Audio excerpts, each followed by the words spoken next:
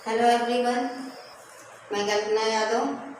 आज की क्लास है LLB fourth semester fourth paper, subject level second. जैसा कि आप सभी लोगों को पता है कि पिछली क्लास में हमने कर्मचारी राज्य बीमा अधिनियम 1948 पढ़ा था।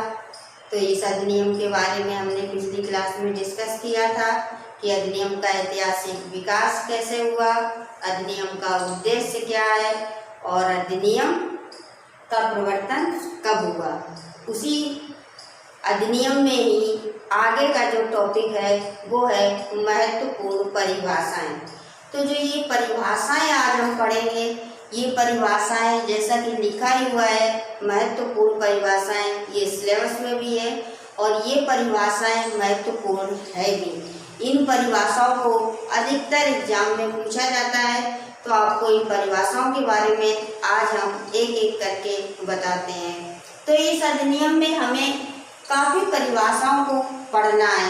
परिभाषाएं उन्हीं शब्दों की दी गई हैं जो शब्द इस अधिनियम में प्रयोग किए जाते हैं। तो जो शब्द प्रयोग किए जाते हैं उन्हीं शब्दों का अर्थ या परिभाषा बोल सकते हैं। तो आज हम आपको यहाँ पे 5 प्रकार की परिभाषाओं के बारे में बताएंगे, यानी 5 परिभाषाओं को बताएंगे और परिभाषाएं आपको अगली क्लास में बताएंगे। तो जिसमें पहली परिभाषा आती है समुचित सरकार। समुचित सरकार का मतलब क्या होता है? केंद्रीय सरकार के अधीन ऐसे कारखाने जैसे रेल, महापत्तन, तेल शोधन आदि के लिए केंद्रीय सरकार और जो अन्य मामले हैं आदि के लिए राज्य सरकार को समुचित सरकार माना गया है। लेकिन इस प्रकार से अगर हम परिभाषा को परिभाषित करेंगे तो केंद्रीय सरकार और राज्य सरकार के अधीन कौन कौन सी कारखाने आते हैं, कौन कौन से चीज़ें आती हैं, इनमें विवाद भी उत्पन्न हो सकता है। तो इसी तरह के विवाद उत्पन्न ना हो, विवाद यानी क्षेत्राधिकार को लेकर कोई विवाद उत्पन्न ना हो कि कौन से कारखाने किस क्षेत्र के कारखानों को केंद्र सरकार देखेगी और कौन से क्षेत्र के कारखाने राज्य सरकार देखेगी। तो समुचित सरकार का मतलब होता है जो उसके लिए उचित सरकार हो। केंद्र सरकार उचित है कि राज्य सरकार उचित है? जिन कारखानों के लिए या जिस क्षेत्र के उद्योगों के लिए केंद्र सरकार उचित है उसके लिए वो केंद्र सरकार हो गई समुचित सरकार, और जिन उद्योगों के लिए जिस क्षेत्र के कारखानों के लिए राज्य सरकार उचित है तो वहाँ पे राज्य सरकार हो गई समुचित सरकार। लेकिन इन दोनों ही सरकारों के बीच क्षेत्राधिकार को लेकर विवाद न उत्पन्न हो, इसलिए ऐसे सभी मामलों को जो केंद्रीय स्तर के मामले हैं यानी राष्ट्रीय स्तर के मामले हैं, उन सभी कारखानों को, जो राष्ट्रीय स्तर के कारखाने हैं उन सभी कारखानों के लिए समुचित सरकार केंद्र की सरकार होगी, और वो सभी कारखाने जो राज्य स्तर के हैं उन सभी कारखानों के लिए, उन सभी उद्योगों के लिए समुचित सरकार राज्य सरकार होगी। तो इस तरह समुचित सरकार को परिभाषित किया गया है कि ऐसी सरकार जो जिस क्षेत्र के लिए उपयोगी होगी या जिस क्षेत्र के लिए जो सरकार आएगी, जिस सरकार के अधीन जो उद्योग कारखाने होंगे वो उसके लिए समुचित सरकार कहलाएगी। ये था आपका समुचित सरकार। अगली परिभाषा आती है प्रसवावस्था। प्रसवावस्था क्या होती है? ऐसी प्रसव वेदना जो गर्भवती महिला को जीवित या मृतक बच्चे को जन्म देते समय होती है, या ऐसी अवस्था जो गर्भवती महिला जब बच्चे को जन्म देती है तो उस अवस्था को प्रसवावस्था कहते हैं। जो ये अवस्था होती है इसमें बच्चे का जन्म, चाहे जीवित बच्चे का जन्म हो चाहे मृतक बच्चे का जन्म हो, लेकिन माँ का जीवन संकट में पड़ जाता है और ऐसी अवस्था को ही प्रसवावस्था कहते हैं। कभी कभी ऐसा देखा जाता है कि जीवित बच्चे का जन्म बड़ी सुगमता से हो जाता है, लेकिन मृतक बच्चे का जन्म माँ के जीवन को भी संकट में डाल देता है और बहुत ज़्यादा कठिन परिस्थितियाँ उत्पन्न हो जाती हैं। तो कह सकते हैं कि महिलाओं की ऐसी अवस्था जो गर्भधारण के बाद प्रसव के दौरान यानी बच्चे को जन्म देने के दौरान या बच्चे का जन्म होते समय जो अवस्था आती है उसे प्रसव अवस्था कहा जाता है। अगली चीज आती है आपकी अंशदान। अंशदान क्या होता है? अंशदान वो होता है जो किसी कर्मचारी के द्वारा किसी भी कर्मचारी के द्वारा जो भी अंश किसी नियोजक को इस बीमा अधिनियम के अंतर्गत दिया जाता है वह दान अंशदान कहलाता है। यानी कोई भी नियोजक जो किसी कर्मचारी के बाबत बीमा अधिनियम को जो अंश देता है यानी जो रकम या जो पैसा देता है वही अंशदान कहलाता है। अब जो कर्मचारी है उसकी मजदूरी से उसकी सैलरी से कुछ पैसा काट लिया जाता है और वो पैसा नियोजक काटता है और नियोजक वो पैसा कर्मचारी राज्य बीमा अधिनियम के अंतर्गत जमा करते हैं अपने सभी कर्मचारियों को काट कर। तो यानी कर्मचारी के द्वारा या कर्मचारी की सैलरी से जो अंश पैसों का यानी जो काटा जाता है वही उसमें अंशदान कहलाता है। तो ये हो गया आपका अंशदान। अगली परिभाषा आती है आश्रित। आश्रित क्या होता है?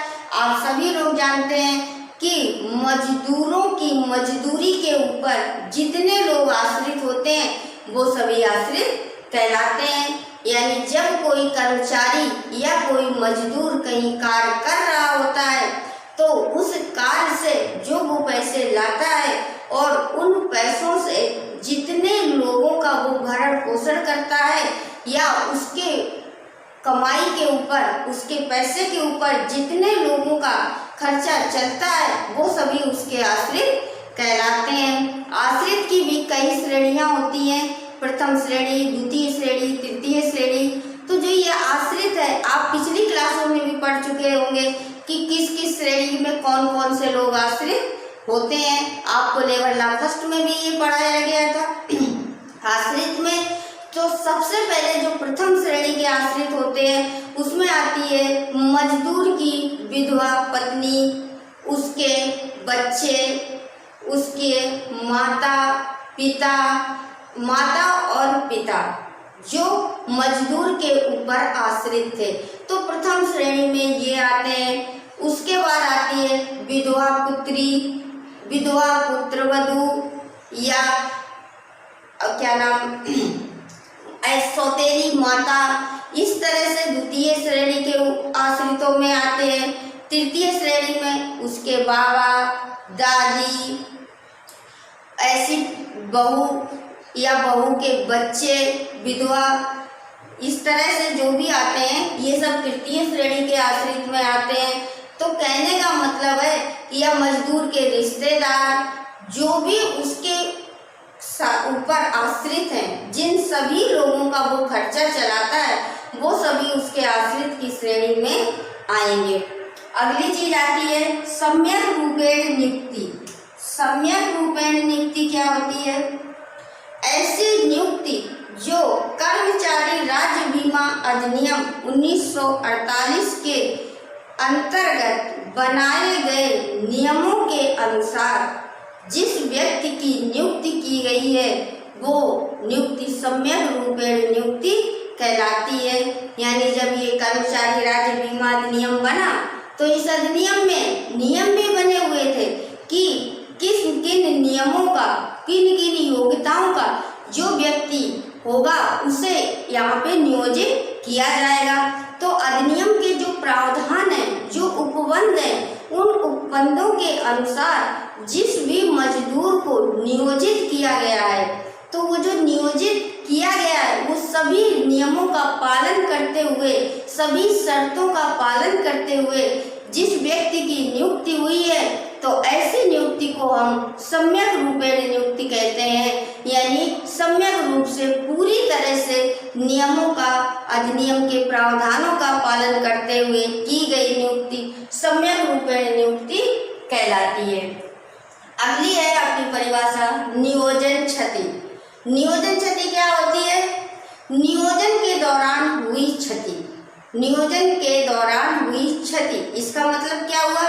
जब कोई मजदूर किसी कारखाने में कार्य कर रहा है और उस कार्य के दौरान उसके साथ जो भी क्षति हुई, कोई दुर्घटना घटित हुई, तो इस तरह से उसको जो भी क्षति होती है उसे नियोजन क्षति कहते हैं।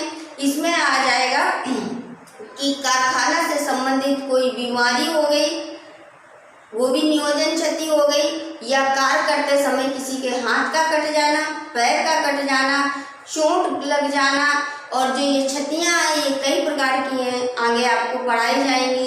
तो इस प्रकार कार्य के दौरान वहाँ पे हुई क्षति नियोजन क्षति कहलाएगी।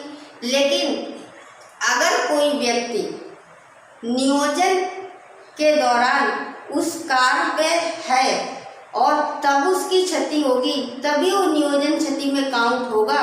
लेकिन कार्य के जो घंटे हैं उन घंटों के अलावा अगर कोई व्यक्ति घर से आता है और आने के बाद गेट पे ही उसकी मृत्यु हो जाती है और वो कार्य के दौरान मतलब कार्य के लिए अंदर नहीं जा पाता है, तो उसे नियोजन क्षति नहीं मानेंगे। अगर उसका समय 8 बजे से सुबह स्टार्ट होता है और शाम को 4 बजे तक चलता है, तो 8 से 4 के बीच में वो गेट के अंदर और कार्य करता हुआ होना चाहिए। ऐसा नहीं हो सकता कि वो घर से आया और गेट पे पहुंचा और गेट पे पहुंचने के बाद वहां गिर गया और गिरकर मर गया। यानी इस प्रकार की क्षति सिर्फ कारखाने में काम के दौरान या कार्य करते समय हुई किसी दुर्घटना से होनी चाहिए, ऐसी क्षति को नियोजन क्षति मानेंगे। लेकिन अगर कोई व्यक्ति घर से कोई नशीली पदार्थ को खाकर आता है, नशीले पदार्थ का सेवन करके आता है या जहरीले पदार्थ का सेवन करके आता है और उसके बाद वो गेट के अंदर एंट्री भी मार जाता है और कार्य करते समय उसको कोई घटना घटित हो जाती है, तो उसे नियोजन क्षति नहीं माना जाएगा, क्योंकि वो घर से ही इस तरह के साधनों का प्रयोग करके आया था। तो जो नियोजन क्षति है तो ये आपको आगे भी डिटेल में पढ़ाई जाएगी। तो इस प्रकार से हमने आपको ये परिभाषाओं के बारे में बता दिया है। आज की क्लास में इतनी ही परिभाषाएं पढ़ेंगे, कल की क्लास में इसके आगे की परिभाषाओं के बारे में चर्चा करेंगे। आज के लिए इतना ही, तब तक के लिए धन्यवाद।